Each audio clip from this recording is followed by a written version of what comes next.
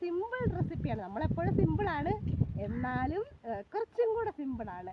അതായത് ഇപ്പോഴത്തെ തലമുറകൾക്കൊന്നും അത്ര അറിയത്തില്ലാത്ത ഒരു അടിപൊളി ചമ്മന്തിയുടെ റെസിപ്പി ആയിട്ടാണ് ഞാൻ ഇന്ന് വന്നേക്കുന്നത്. അപ്പോൾ അത്ര ടേസ്റ്റാണ് കേട്ടോ. പിന്നെ ഇത് കഴിച്ചാൽ സത്യമായിട്ടും ഈ ഒരു സാധനം മാത്രം മതി ഒരു പ്ലേറ്റ് ചോറുണ്ണാനായിട്ട്. അത്രയ്ക്ക് ടേസ്റ്റാണ്.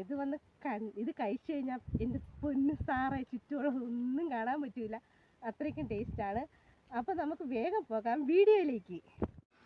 അപ്പോൾ അതിനായിട്ട് ഞാൻ ഒരു മുറി തേങ്ങയും കുറച്ച് കരിവേപ്പിലയും സവോളയാണ് ചെറുതായിട്ടൊന്ന് അരിഞ്ഞെടുത്തിരിക്കുന്നത്, കുറച്ച് ഇഞ്ചിയുമാണ് എടുത്തിരിക്കുന്നത്. അപ്പോൾ സവോളയ്ക്ക് പകരം ചെറിയുള്ളി ചേർക്കുകയാണെങ്കിൽ അതായിരിക്കും ഏറ്റവും നല്ലത് കേട്ടോ. അപ്പോൾ ഇനി ഒരു പാൻ അടുപ്പത്തേക്ക് വെച്ച് നമ്മുടെ തേങ്ങയൊക്കെ ഒന്ന് വറുത്തെടുക്കണം ആദ്യമായിട്ട്. അപ്പോൾ കുറച്ച് എണ്ണ ഒഴിച്ച് കൊടുത്താൽ മതിയായിരിക്കും, കാരണം വറക്കുന്ന സമയത്ത് നമ്മുടെ തേങ്ങയിൽ എണ്ണയുണ്ടല്ലോ, അപ്പോൾ ഒരുപാട് എണ്ണയുടെ ആവശ്യമില്ല.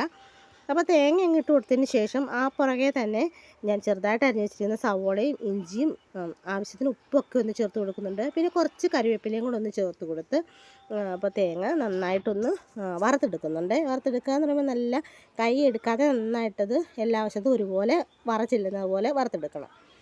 അപ്പോൾ അതുകൊണ്ട് ഈ ഒരു പരുവത്തിലേക്ക് ആയപ്പോഴത്തേക്കിനും ഞാൻ കുറച്ച് കുരുമുളക് പൊടി ഒന്ന് ചേർത്ത് കൊടുക്കുന്നുണ്ട്.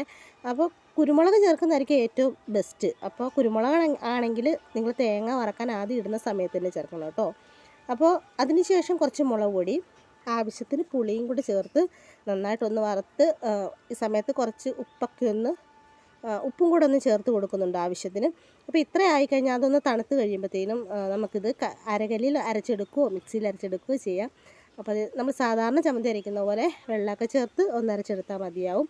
നല്ല ടേസ്റ്റാണ് കേട്ടോ. അപ്പോൾ നിങ്ങൾക്ക് എൻ്റെ വീഡിയോ ഇഷ്ടപ്പെട്ടാൽ ലൈക്ക് ചെയ്യാനും ഷെയർ ചെയ്യാനും മറക്കരുതേ.